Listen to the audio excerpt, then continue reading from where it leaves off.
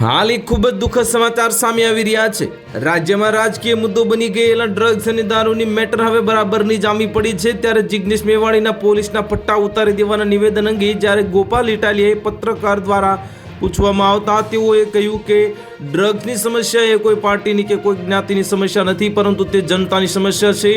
અને જિગ્નેશ મેવાણીએ કહ્યું તેમાં ખોટું શું છે।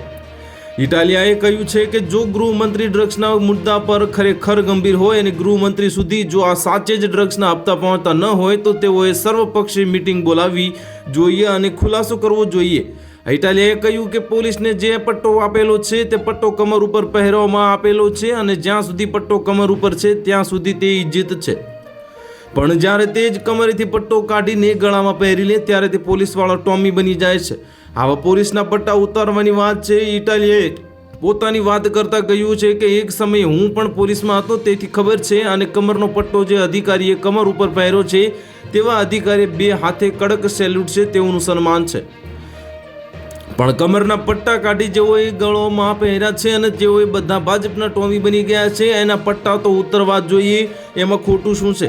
મહત્વનું છે કે આમ આદમી પાર્ટી દ્વારા બનાસકાંઠા જિલ્લાના પાલનપુર તાલુકાના ચડોતર ખાતે કિસાન મહાપંચાયતનું આયોજન કરવામાં આવ્યું હતું, જેમાં આમ આદમી પાર્ટીના નેતા અગ્રણીઓ ઉપસ્થિત રહ્યા હતા।